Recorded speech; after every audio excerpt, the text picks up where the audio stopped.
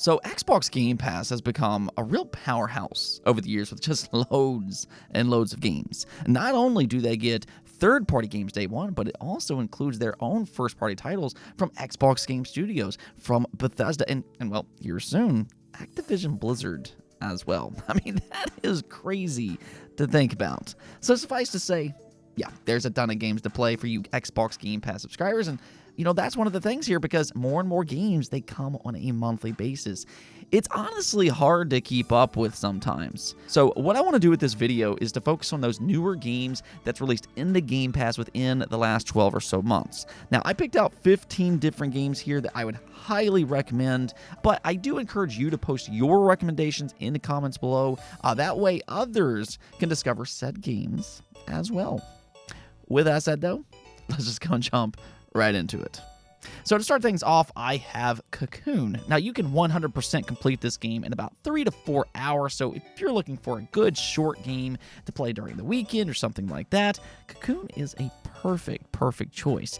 This is probably one of the most unique games on this entire list, and for that matter, it's among the most unique puzzle games that I've ever played personally, and that's one of the things that's just so special about this game. I love seeing new gameplay ideas like this, and that's exactly what you're going to get from Cocoon. It's completely its own thing. Now, it was made by the same gameplay designer who worked on Inside and Limbo, and you will see some similarities between the three. It has that same mysterious atmosphere to it, but it's the puzzles that really stands out. What you do is that you collect these different orbs that you need to solve puzzles, and the best way that I can kind of describe it is Portal meets Inception. Now, I know that's a strange description, but you'll understand what I mean once you start to play it. And if you like puzzle games that are going to really make you think outside of the box, definitely give Cocoon a try.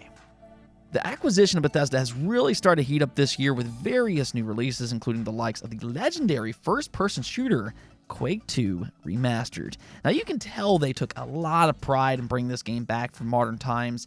Visually, it holds up with crystal clear 4K visuals, and they can run at 120 frames per second on Xbox Series consoles. It's just so fast and fluid, but it's not only the visual enhancements that makes this the definitive Quake 2 experience. It also has a ton of content, including its campaign. Quake 2 64 is a bonus, which is really nice to see. It's got online multiplayer and even local split screen that can support up to 8 players on the Xbox Series X. And yes, you heard that right. 8-player split screen, and as you would have guessed, it is total mayhem. Whether you grew up playing this game or not, though, it's a blast to play no matter what. Both its gameplay and visuals hold up, so maybe go ahead and give this one a try if you like first-person shooters, even in the slightest. Now, next up here, I have a fan favorite, High on Life. Truthfully, this is one of those games that shows why critics don't always get things right, because despite its middling reviews, fans, they absolutely adore this game, and for good reason. It's a first-person shooter where you carry around these talking guns, and it's just hilarious hearing them banter as you explore its alien world and fight off waves of enemies.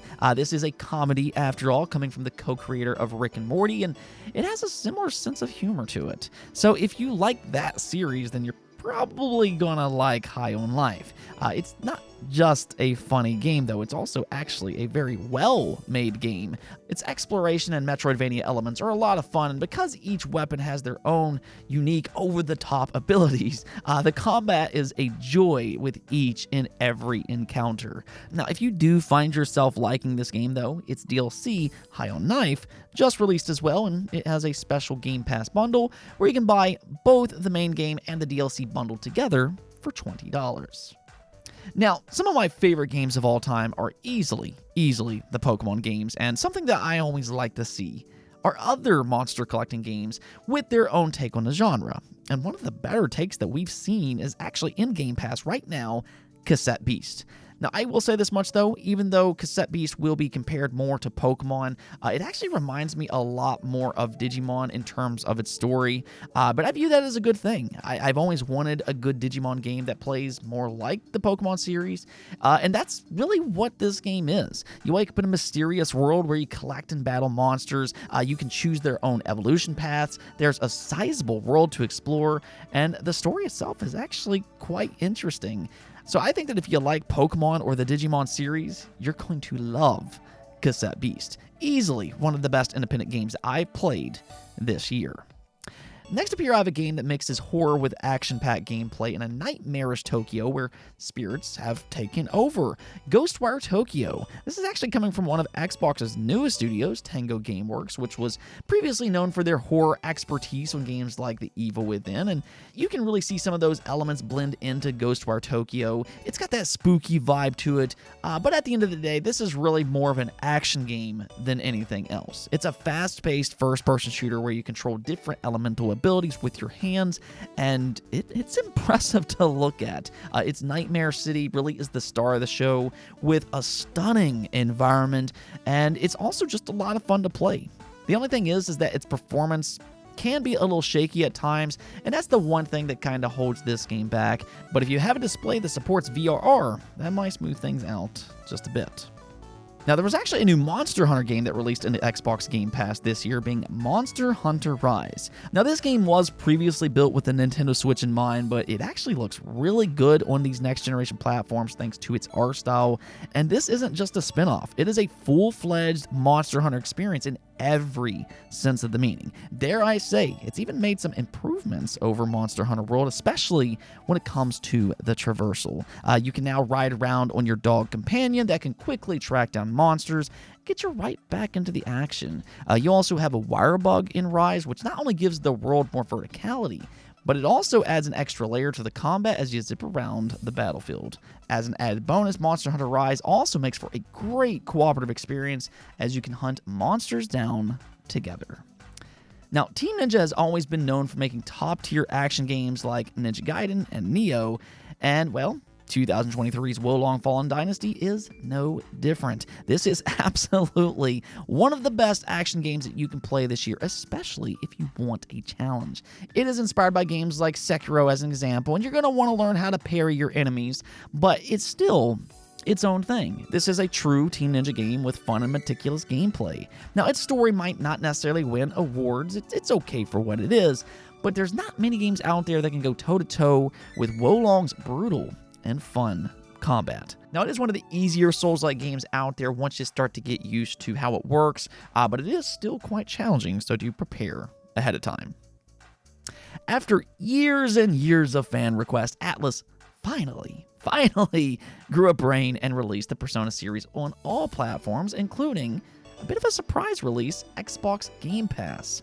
Now, this includes Persona 3, Persona 4, and soon Persona 5 Tactica, as well as Persona 3 Reload. So there's a lot of different options here, and these are legitimately some of the best JRPGs ever made, hands down. It's just so easy to get lost in their worlds and just to connect with its characters, and that's such a big part of this series. Now, how these games typically work is that you play as a high school student that discovers a parallel world with demons and monsters, and that world also impacts the human world in some shape or form. So you live your everyday school life, and then you go see your friends and try to solve various problems in this other world, where you'll collect and battle demons in turn-based combat. It's a great turn-based JRPG, but their stories and characters are truly some of the most memorable the genre has, maybe really just some of the most memorable in gaming, period. Now, these are typically pretty long games, though, so if I were to only recommend one, my personal favorite is Persona 4, but honestly, you really can't go wrong with any of these games. They are all great in their own way. Now, another series that Xbox has really tied themselves to here recently is the Yakuza series. Now, you can actually play through most of the mainline entries, including one of the newest that just dropped in the Game Pass, Like a Dragon: Ishin. I mean, if you like story-driven single-player games, these are must-play titles. They truly have some of the most gripping stories in gaming, with twists and turns at every possible turn. They are just a wild, wild ride. The thing about Like a Dragon: Ishin, though, is that it's actually a spin-off set in the Edo period of Japan. The other games are located in modern Japan, and being a spin-off actually does have some advantages. One thing about this series is that if you're new, you have to kind of wonder, where should you start? Their stories are all connected, and in most cases, I'd recommend starting off with Yakuza 0, but with Like a Dragon: Ishin being a spin-off that's not connected to the mainline games, it can technically be a fun starting point as well. Now, if you've played through the other games, though, you might like it even more because Like a Dragon: Ishin does have a lot of fan service, as you'll recognize its various characters from other games. But either way, this is an amazing series with fun gameplay. They have an atmospheric world, and they just have flat out phenomenal stories. I cannot recommend these games enough.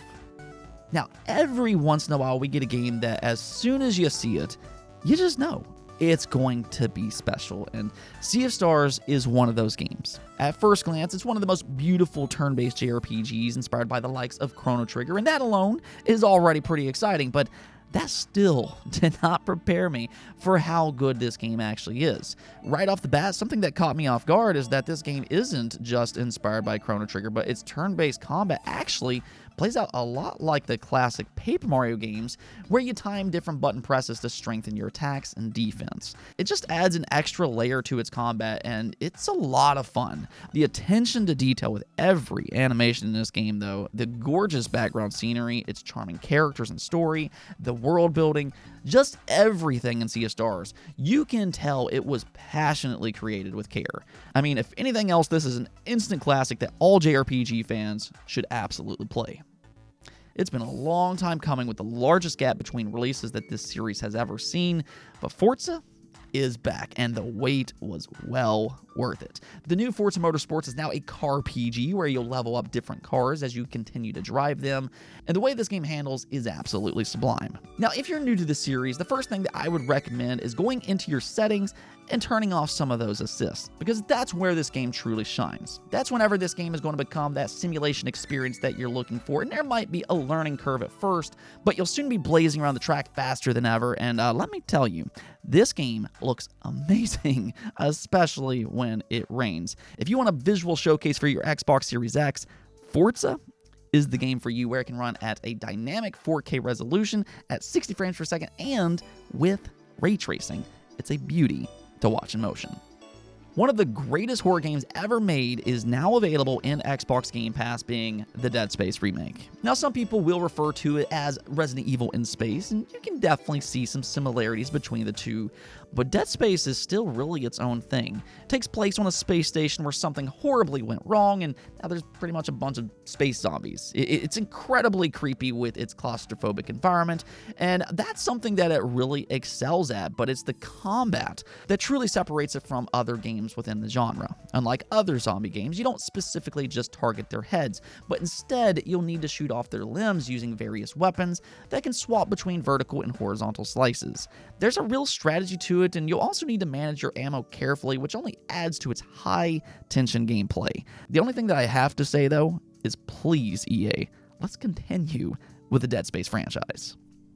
One of the biggest surprises this year was Hi-Fi Rush. This game just kind of came out of nowhere with a shadow launch, and I mean, it is a one-of-a-kind game. It's a rhythm-based action platformer that mixes in a comic book-esque art style with a playful story, and while that might sound like a strange combination on paper, it was perfectly executed. Now, this is also handled by Xbox's new studio, Tango Gameworks. Actually, 2 games on this list, and you can see how different they are as well. One is spooky and one is just playful and fun. It really goes to show you their talent, but its story and characters are just so charming, and everything in this game revolves around music. The animations, the combat, the platforming, absolutely everything syncs up with the music. Now, if you can sync up your combat with the sound of the music, though, you'll gain bonuses in battle, and it's just a pure joy to play. So it's not just one of the best games to release in 2023, but it's also one of the most unique games that we've gotten in years. I cannot recommend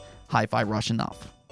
Now, we've gotten a lot of Souls-like games over the years, but Lies of P is the best attempt that we've seen yet from a company that's not From Software. Lies of P is a truly great game that was heavily inspired by the likes of Bloodborne. You can really see that in how the world was designed and the combat itself, but it still puts its own spin on things. This is not just some carbon copy. It does have some new, fresh ideas, such as its special abilities. You can also gain more health potions by attacking your enemies, which is a nice way to encourage a more offensive approach. And it actually, interestingly, takes place in the world of Pinocchio. That may surprise some people, but you might recognize certain popular characters from Pinocchio, but this is a much darker world with puppets that's turned into crazy killers.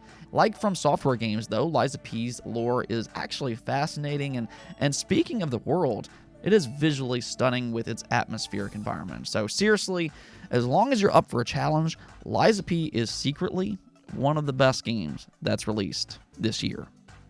And at the number 1 spot, it has to go to Xbox's big new IP created by the legendary Bethesda, of course, being Starfield. I mean, Bethesda has worked on some of the most beloved RPGs ever made, such as Skyrim and Fallout, but Starfield? This is their first brand new IP in decades, and much like their other games, it's one that I think is going to be played for decades coming.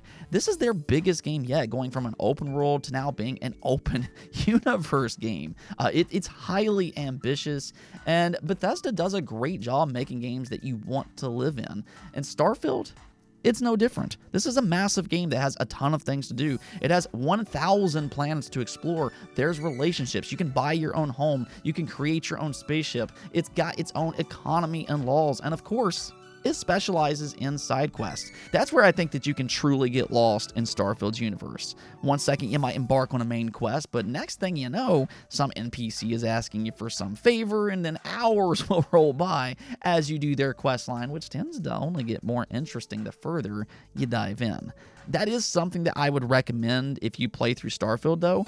Take your time and don't rush through its story. Let the universe absorb you. And that's when I think Starfield is at its best. Live in its universe. There were a lot of expectations for Starfield, though, and outside of its traversal system with too many load screens, but I think the combination of its story, the side missions, the gameplay, and its massively ambitious universe truly reaches the stars. Anyways, though, that's going to do it for this list. If I didn't mention one of your favorites, though, again, make sure to let me and others know below. That way we can all discover all of those games as well. That's the fun part of Game Pass, after all, discovering new games.